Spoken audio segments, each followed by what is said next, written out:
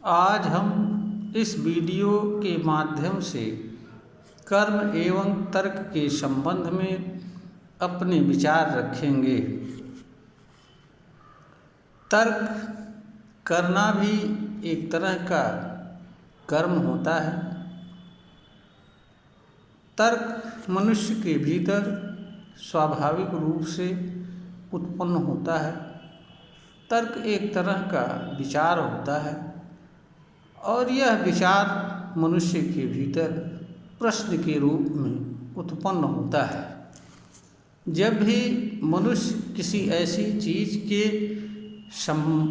चीज़ से जुड़ता है जिसको वह नहीं जानता है, तो उसके संबंध में मनुष्य के भीतर यह विचार उत्पन्न होता है कि वह क्या है, क्या नहीं है, उसका हमारे लिए क्या मतलब है।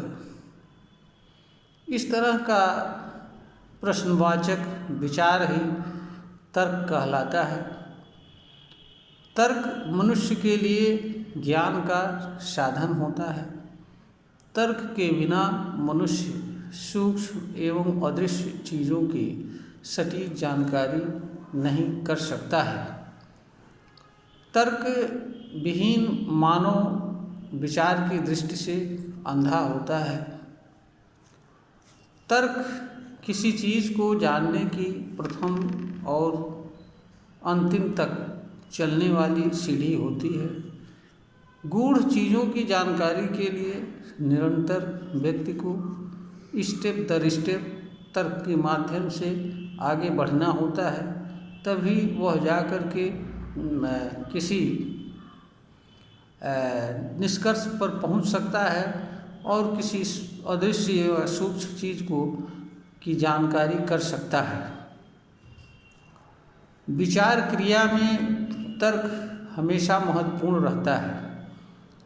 तर्क मनुष्य द्वारा दबाने वाली चीज़ नहीं होती है, क्योंकि कोई भी विचार दबाने से एक उसके विपरीत का विचार जन्म लेता है। जब मनुष्य तर्क को दबाता है तो उसके भीतर कुतर्क का जन्म लेता है। कुतर्क मनुष्य को अज्ञान की तरफ ले जाता है और अज्ञान रूपी कुएं में ढकेल देता है, जिससे निकलना मनुष्य के लिए अगर असंभव नहीं होता है तो अत्यंत कठिन होता है, क्योंकि कुतर्क से कुतर्क हमेशा जन्म लेता रहता है। इस तरह से मनुष्य किसी चीज़ को जानने के लिए तर्क संगत तरीके से वंचित हो जाता है, और तर्क से जब मनुष्य वंचित हो जाता है तो मनुष्य किसी चीज़ को जानने से दूर हो जाता है। तो कर्म और तर्क हमेशा समय समय पर जुड़े रहते हैं। तर्क भी मानव जीवन का एक हिस्सा है और तर्क मनुष्य के लिए ज्ञान का साधन है।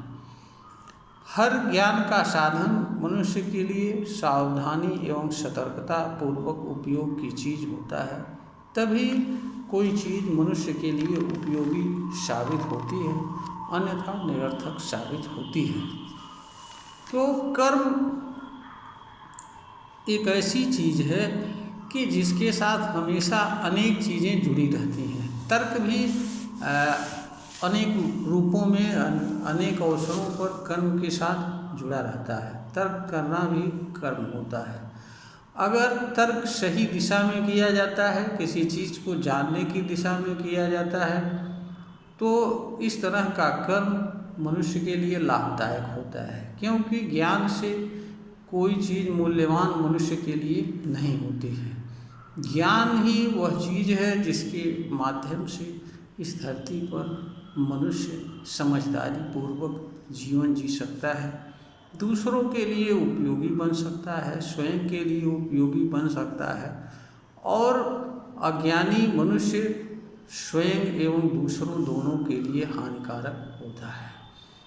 इसलिए मनुष्य के लिए यह आवश्यक होता है कि वह तर्क के माध्यम से जो कर्म करता है वह अत्यंत सावधानी एवं सतर्कतापूर्वक करना चाहिए, क्योंकि कर्म का प्रभाव भी मनुष्य पर पड़ता है और तर्क का भी प्रभाव मनुष्य पर पड़ता है।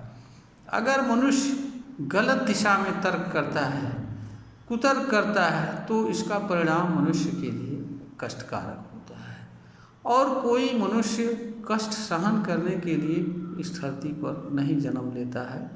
यह बात हर मनुष्य को जानना एवं समझना चाहिए, क्योंकि मनुष्य को इस धरती पर जन्म ही नहीं मिलता है, जीवन जीने का अवसर ही नहीं मिलता है, अपितु तो सुखद जीवन जीने के अवसर एवं साधन दोनों उपलब्ध हैं। और कर्म मनुष्य के लिए आवश्यकता की पूर्ति एवं अन्य चीज़ों की पूर्ति का साधन ही नहीं होता है, अपितु कर्म मनुष्य के सुखद जीवन का साधन भी होता है, और जो ऐसा साधन होता है जो मनुष्य के साथ जीवन भर जुड़ा रहता है।